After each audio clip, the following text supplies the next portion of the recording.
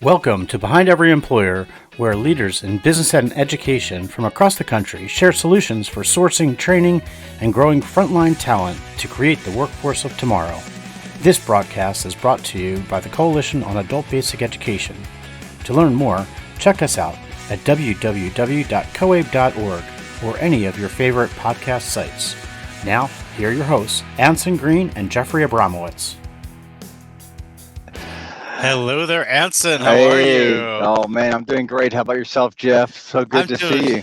It is great to see you. Although I see you, I see you every now and then. We're at events sometimes and we run into each other, but it's great to see you back on our first edition of Behind Every Employer for 2023. Super excited. We ended our season with a great year and we did that recap session, which just, it was amazing to see how many wonderful guests we had on, and we're kicking it off this year with another awesome guest. So, oh yeah, I think today we're going to set a high mark for the year with our first guest. Let me tell you a little bit about who she is. So today we've got really what I would call a serial entrepreneur from Miami, Florida, Maxine Gomez is here, and she has got an amazing story to share with us today about what she's doing in South Florida. For the last 10 years, she's owned and operated a restoration company, something I didn't know much about until I met Maxine, and she teaches the statewide licensing for mold remediation. So we really are getting into a part of the construction industry that I just did not know anything about, really.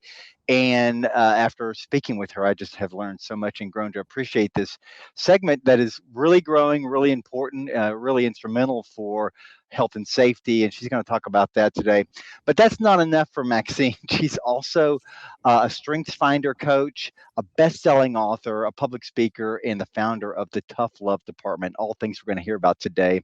So she's got this extensive involvement in her community. She's on all kinds of boards, does all these things. I don't know how she finds time for it. And she found time for us. So we're really thrilled to have you on today, Maxine. Yeah, let's get her in. Hailing in from the South Florida community. Yeah, we haven't had somebody from South Florida. I don't think we've had anybody from Florida on the podcast. So this is a first for us in many ways. So Maxine, welcome. Thank you so much. Happy to be here. All right. Fantastic. So there's just so much to talk about. And I want to get to your new book and talk about this because it is, that was the thing where I'm just like, we've got to get her on. Now there's a book out there. This story is becoming too fantastic. But I want to go back to some of your kind of early foundations, your work in construction. So tell us a little bit about yourself and how you got started with your company, Dry Tech 24/7 Inc. Thank you. In a nutshell, kind of how it started was a friend of mine came to me and said, he was a public adjuster. He had just come down from Michigan. He wasn't really sure how to navigate the culture down here. And he said, Maxine, you know how to build a business. Can you build me a restoration company I can rely on? I was like, I really don't know anything about that. And he said, it's not that hard. If it's wet, you dry it. And if it's moldy, you tear it out. You show up on time, bill a fair price, and you'll never have to advertise. And I said, well, I can do that. And that's great. So I started in water mitigation, learning how to, learn my trade. And as I wanted to become more proficient in the area, I became an instructor. And I got certified to teach mold remediation and expanded my business into the industry. And at the height of the business, we had crews of 10 people running around dealing with all sorts of catastrophes, from hurricanes to crime scenes. We did water, mold, fire, and biological cleanup. Wow. First off, just stop right there. So when that was the thing that caught me, I heard mold remediation early on when we met, and then all these other aspects. And of course, these are things we don't think about in life too much. But they really, especially you being in South Florida, I mean, with hurricanes and everything, you've got the water and all these things, but all these other aspects of restoration. So immediately I just kind of grew a lot more appreciative of kind of the multi-dimensional section of it, as well as just the kind of nuance of what that different type of cleaning entails, certifications and stuff like that. And we can talk about those things today. Before we do that, though, I want to hear a little bit about your team, a little bit about what your team does, day to day. Just give us a sense of like, you wake up, you're going to work, or maybe early in the days when you're starting this stuff, and how big your employer, as an employer, like how big your team was and things like that. But tell us a little bit about since it's a new area, a little bit about the kind of day to day for Maxine in the industry. Well, today the typical day to day has changed. So I'll talk more about at the Yeah. height, we were a larger crew, and I'll talk about why that has pivoted a little bit as well. But on a typical day, I get to my warehouse at around 8 in the morning. We do a safety meeting with my team. I run through what the jobs are going to look like and what they need, what's going to go right, what's going to go wrong, and what we can do to do the best thing.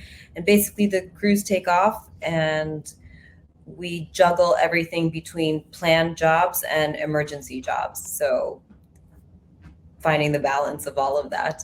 And then at the end of the day, we check in, we take care of all the cleaning. When you're cleaning somebody else's property and then you have to come home and decontaminate all your own properties, and equipment and things like this.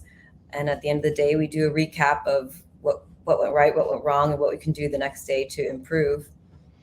And Tell me, are there like, does your team have to be certified? And I want to talk about the team here, but like a little bit about, let's start with the team. Tell us about, you're in South Florida, largely immigrant workforce, I'm imagining. So you've had to staff up a team to do some pretty specific work. Tell us about that team, language skills, and then if there's certifications and things like that involved, like how do you manage all that? Like, tell us about the context of kind of the workforce. So it varies based on the job that we're doing. For mold remediation, there is a state licensing class, but only the employer needs to be licensed. The employees do not need to be. Got it. But for my company internally, I wanted to make sure that they knew as much as I did, if not more. So I put them through all of those certificates that I went through as well. And Right. I would encourage them that days that we had downtime were days for learning. So if they wanted to take it upon themselves to go get certified in something else when we had light work days, then their pay rate would go up accordingly, because that would mean more services that we could offer. And I learned that they all had their own particular skill set, and I wanted to hone in on that. So I've always onboarded anybody on my team, regardless of the industry, through StrengthsFinders. And when you give people at a blue collar level the opportunity to self-actualize and take an interest in them and help highlight where they will excel, you really get to watch people shine, and that's so rewarding. So in addition to the all-around training, I would bring in a monthly coaching session for the team. Great. And they have different aspirations than your CEO visionary, but their interests are just as important. Maybe their goal was to quit smoking or to lose 10 pounds or to be more involved with their family, or whatever it was. Just be feeling supported by their team in a monthly meeting to have things to look forward to and have goals to reach was a huge part of what gave them motivation to come back and do what we do every day, because it's not always fun cleaning up blood and brains. Right. I was going to ask you about that too. Like, it's not the most glamorous job in the world, right? You're going in probably to some pretty nasty environments where you got to clean up. And I'm wondering, like, how do you get your staff motivated, and what's the retention like? Like, how do you convince people that every day show up, do a great job, and don't worry. I know it's not the best kind of live conditions during a 24, during your work shift, but how is it that you kind of can work with everybody to keep that retention piece going? So really the key is to highlight their individual strengths. And within that team, together we wrote our core values. And because it was something that they were a part of creating, it was something that they identified with. So much so that if we brought on somebody that didn't fit the core values, they would literally come to me with the sign and said, this person does not fit this criteria. Wow. And that person would be gone the next day. And that they felt supported, because if they were holding up the mission, then I had to support them in doing so. And I personally did not have a lot of turnover because I treat people with respect. Right. And you're doing a job, whatever it is, you're not getting paid because it's fun. I mean, it can be fun.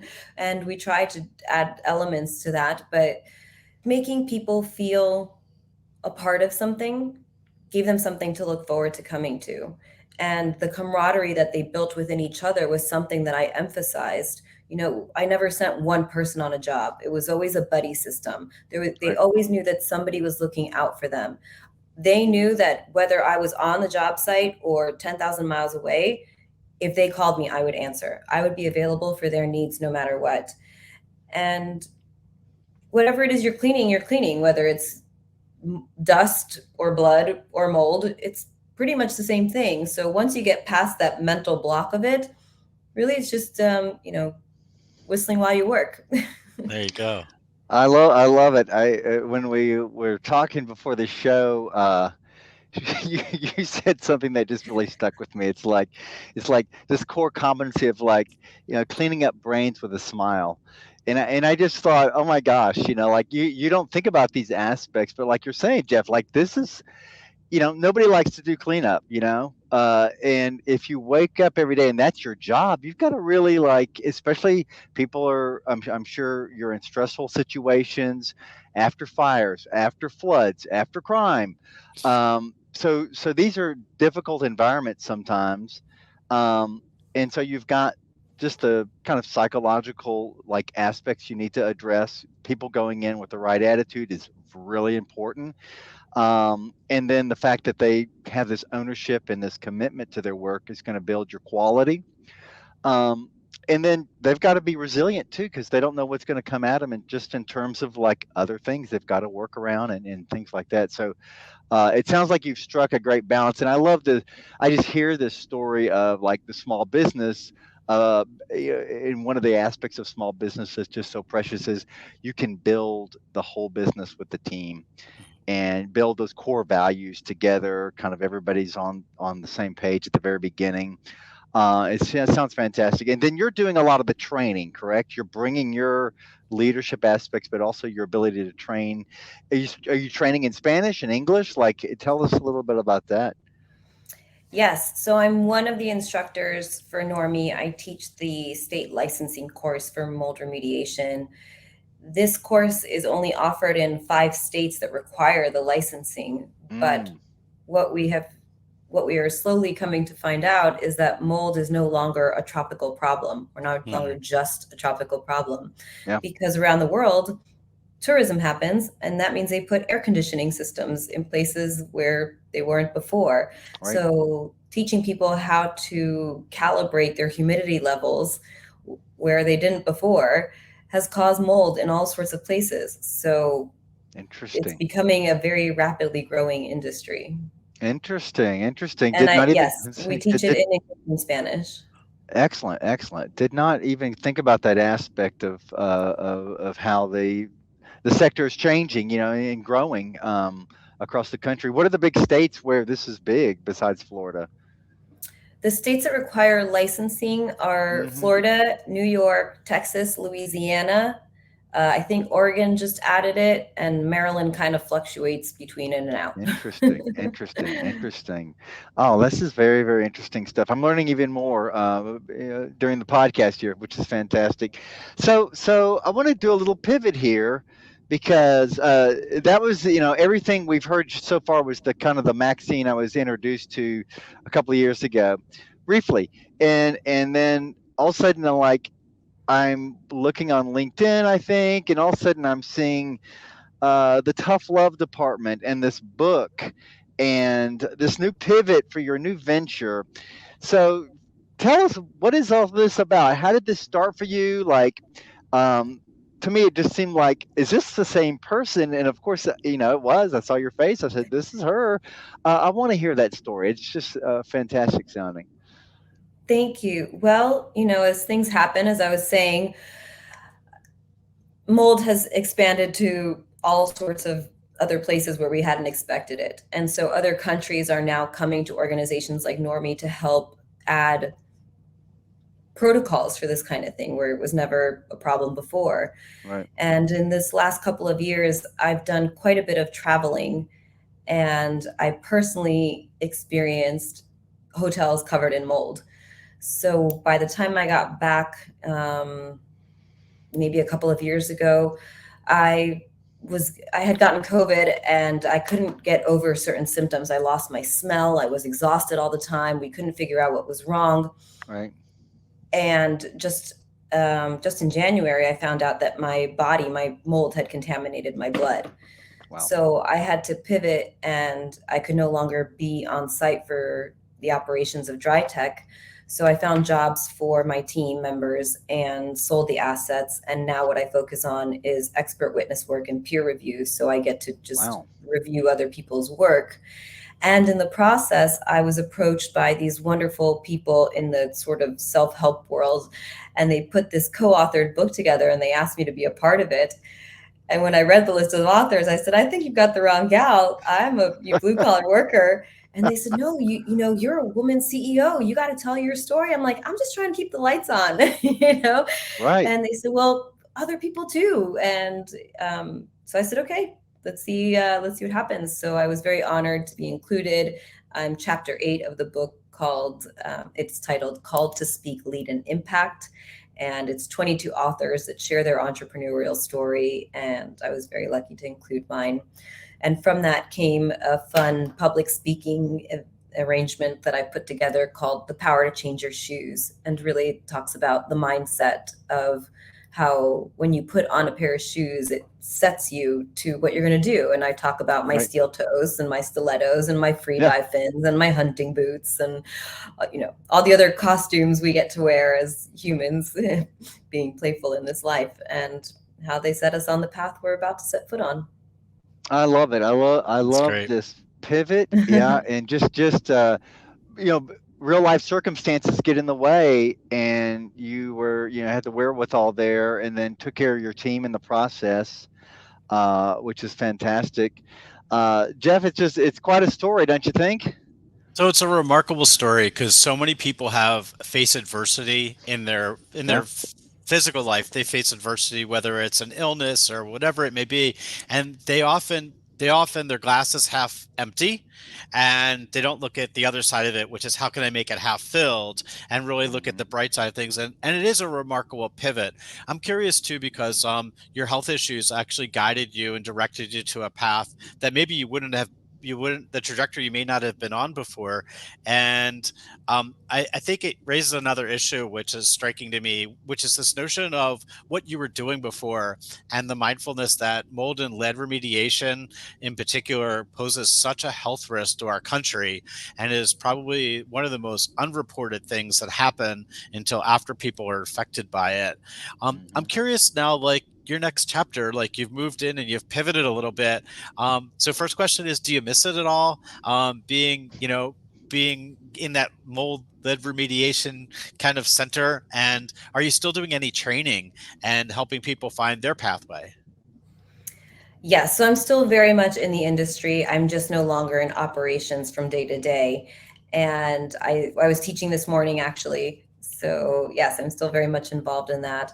And for me, the big pivot was recognizing that I did have a story to tell, and that I could be an advocate for those without a voice, not only the underserved and undocumented in our industry, but also those that do get this kind of contamination and where to go. Because although I'm the expert in the industry, when it came down for me to have to deal with it, I went to everybody I knew and I said, hey, what do I do with this? And they're like, we don't know.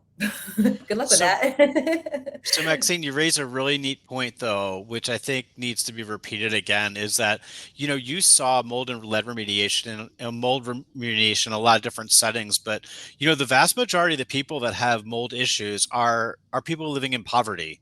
They're living in places where water is their life. It seeps in everywhere. They can't afford a new roof. They can't afford good windows. They can't afford to come in and have somebody do the work that you do. And I think it's remarkable that you've recognized the need, and that you're telling a story about it, and about the great thing that not only your journey but the work that you were doing. So it's pretty awesome. Thank you. I've had the privilege to kind of turn it into even another story, and I've broken it down into my 90-day recovery, which is my 30-day pre-detox, my 30-day detox, my 30-day rebuild, and the whole kind of spiritual, personal journey that goes with that. How you have to, letting go of the stress of the business, and how the stress is affecting you, and how to eat healthy again, and how to take care of yourself, and how to find that work-life balance, and all of that. So I do hope to share some tips and tricks for helping people that can do the work for themselves if they can't afford to hire somebody, and hopefully some guidance on taking care of their health if they discover this is something they're going through as well. That's a great journey. I mean, and you said it. Why am I in this book? I'm just trying to pay the bills. And that's everyone's story in some ways. But you're coming from a workforce that really that is the story, and then becoming this kind of leader that shows people, hey, there's ways to kind of pivot this into different aspects that are totally different than you might expect. If you're reflecting back in your life, you probably never thought you'd be here with a book and doing book tours and teaching and things like that. I want to go back to the book real quick. So it's called to Speak and Lead and Impact, right? Called to Speak, Lead, and Impact. And with 22 other authors. So like, and you were wondering, like, why me? Like, why am I here? Who are these? Like, what types of folks are highlighted in the book? And tell us a little bit about kind of the other stories that are in there. Well, there's Wendy Weiss, who was the publisher kind of spearheading the whole project, and her editor, Patricia Wooster. There's a gentleman named Stephen Goldard, who is also my personal coach. He was the brilliant brains behind Eckhart Tolle and their business development, so I'm sure you know that name. Rachel Levy is starting a movement called the Healthy Love Movement, and it talks about self-love, and really that's who doesn't need that? Yes, it's a whole list of people that you'll love all of their stories. It's a quick read because they're just quick little chapters, and you get lots of little nuggets. So you found I love the picture. I saw it the other day, actually, again in my feed. You in the book, Barnes and Noble, I think it was, signing books and stuff. I mean, totally just inspiring and exciting. So tell me, does this turn into like a tour? Are you doing public speaking? What kind of groups invite you to come and speak? I am doing some public speaking, and the groups vary. I work a lot with entrepreneurs because that's, we identify with each other and help each other out. Right. So in May, I'll be speaking to the Entrepreneur Conference at FIU, and that is geared towards Latin American entrepreneurs that are here in Florida. And then also I'll be speaking at the Experience, but that will be more for construction, but we are gearing that towards our Spanish speaking construction workers. So it's really nice to see that those doors are opening, that we are shifting our courses and our materials to make it available for other languages to learn. Because really, Anson, that this is my passion, because when I first started, I had team members that were fantastic at what they did. And really, I learned from them. I was an entrepreneur. I wasn't a construction worker. Right. So they really showed me the ropes. But as I grew and I had to get workman's comp and expand and things like this, I couldn't keep them on the payroll anymore. Yeah. And I would say, go do what you need to do. Just bring me back what I need so that I can keep you with me. Yeah. And they couldn't. So it's always been my mission to find how we can connect those dots. And I do believe that now, because of COVID, where we took basically a global census, we could no longer deny the people that were here working. And, to know that our frontline workers, our essential workers are undocumented is unacceptable to me. Yeah. How do we allow our frontline people to not be insured or protected? That's right. when they're on the front line of some of the most hazardous work out there. And so just an inspiring story. And just sure in your speaking, especially to, the construction group, you bring this story, but also just your presence and your insights into leadership that I think is critical in that industry. And then doing so in Spanish, which is something, this podcast is all about creating access to individuals through as any means, necessary, whether it be teaching English or teaching in other languages, or finding ways to communicate, because our workforce is becoming more and more diverse. That's not going to stop. And our systems have got to catch up, and people like yourselves have got to be out there showing people how to do this and do it with such vision. It's just very inspiring. Well, So that's really with how I came to find you, Yeah, was having conversations with the Immigration Reform Committee, seeing how we could start connecting these dots. And I have lost hope in between, but then something will spark it that happens all over. I'm like, okay, there's progress. We're on to something. right. And even as recent as this week, I heard Susan Clark from the U.S. Chamber of Commerce talk about Mhm. Permit America and how they are hopefully figuring out ways to make this possible. And I Excellent. consulted with OSHA to create a workforce development class where they are not asking for documentation to take the class. That's So great. Oh, all you excellent. have to do is sign your name. And I hope that this is the first of many classes that will credential people into a work visa.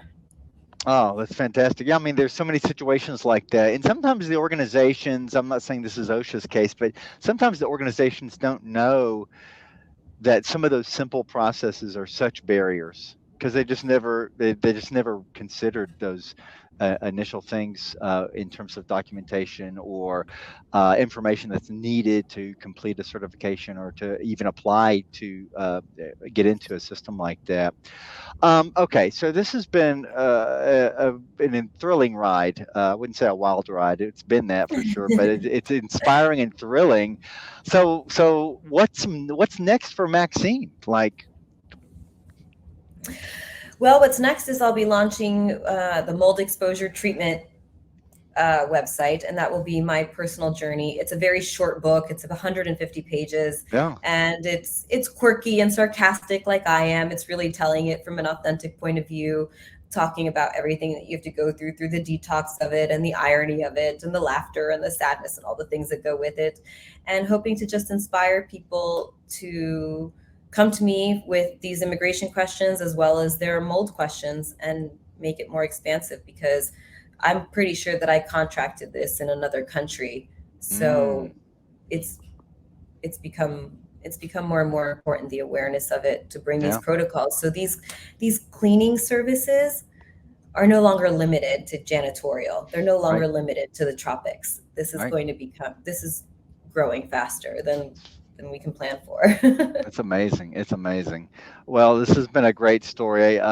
Jeff, are you ready for our lightning round here? Because I just feel like we're going to break here. And Maxine, we're going to ask you to charge our audience, our listeners, with some major quests that you would recommend they go pursue. So think about that, and we're going to come back and hear what you have to say.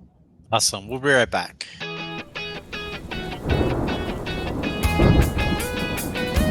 You've been listening to Behind Every Employer with Anson Green and Jeffrey Abramowitz. It's one thing to talk the talk, but in the lightning round, which is coming up, we walk the walk with action steps. You can listen to Behind Every Employer podcast on YouTube, Spotify, or find us on your favorite podcast venue. We are back, and we're at the lightning round. You know what that means, Anson, and we gave Maxine a heads up on this one. It's our call to action, and I guess I can kick us off Yeah. because there's so many chords that you struck today that I wanted to get out there. But my big one is this one: is that occupational certifications save lives. And It just isn't in the mold field. It could be in so many different fields, from farm tech to you name it.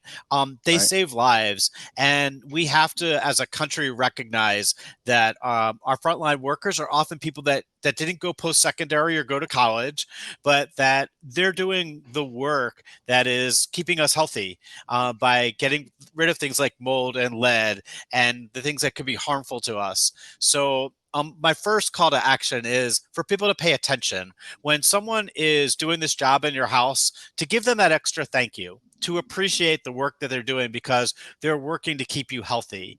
And then the second thing and call to action is to all the employers in the country. If employers that are out there listening to this, if you care just 5% as much as Maxine cared and showed to her employees, as she made sure that they were all trained and that they were all skilled and that they took pride in their work and they were being certified and that they were being debriefed every day and they really were involved in the whole process of employment, that I would almost guarantee you that the retention of your employees would improve 1,000-fold. So employers out there, take a lesson from Maxine, and the way that she cared about her employees, you should be caring about your employees. So that's what I got. Yeah, that's a great story there. I mean, Jeff, the whole concept at with workers that some people would see as expendable. They're doing just pretty difficult work there. She poured in the investment. It pays off in the retention. We know these things. So here's my call to action, and it's really to one of our major listener groups, the adult education community, and it's about the pivot. We're in adult education, we're largely working with individuals that something has happened in their lives, and they're saying, "Hey, I'm coming back to school. I want to learn English. I just came to America. I want to learn English. I want to get my GED, or I want to go to college. Something has happened. They want to do something, and we all face kind of buffers to that journey sometimes. uh, Maxine had a significant buffer in her life there with her career, and then she pivots into something completely unexpected, probably to her, but it was something that she pursued and found success. And so I think that's a skill, and those stories are things that we need to be sharing with our adult learners in our programs and our entry level workers, because they're scrambling, and they're really trying to do some different and new adventures, and they're going to have setbacks, and you have to have that perseverance. Maxine showed us a great example of that and a story of that. So it's real inspiring there. So Maxine, what's your call to action for the listeners, please? Well, my call to action would be to ask your listeners to self actualize and be the best version of themselves so that they can inspire the people on their team. Anson, you have been in your work a ongoing inspiration for me. You have been the beacon of light. You have been my due north to say, keep going. This is possible. We can get there. And to not give up, to not believe the hype where people say people don't want to work, because that's not true. And I'm proof that that's not true. And my teams are proof that that's not true. There are people who want opportunities, who are willing, eager, and happy to work. And if you take that moment for yourself and for them, that creates the spark that we're all missing. Oh, fantastic! That is just beautiful. Thank you so much, Maxine. I'll tell you what, Jeff. I had breakfast the other day with one of our last year's guests, Jesse Hernandez. You remember Jesse? Also I in the do. construction industry, also with books, also with his own podcasts. And I told Jesse, I said, "You better watch out. I'm teaming you and Maxine together. We're going to do a podcast, and then they're going to go create a revolution somehow. I bet, because these folks are cut out of the same cloth in many ways, and we are so fortunate to have them join us on the podcast. Maxine, you coming in for 2023 to kick things off has just been a real inspiration. So we thank you for everything.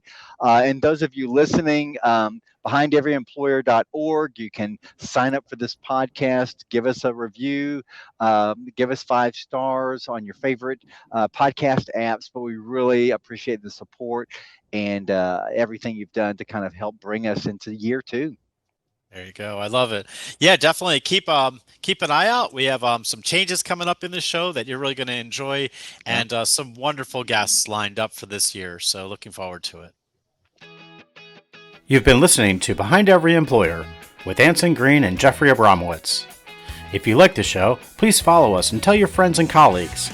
This broadcast has been brought to you by the Coalition on Adult Basic Education. You can find us at www.coabe.org. You can listen to us on Spotify, YouTube, or on your favorite podcast site. If you'd like to be a guest on Behind Every Employer, please contact us at behindeveryemployer@coabe.org.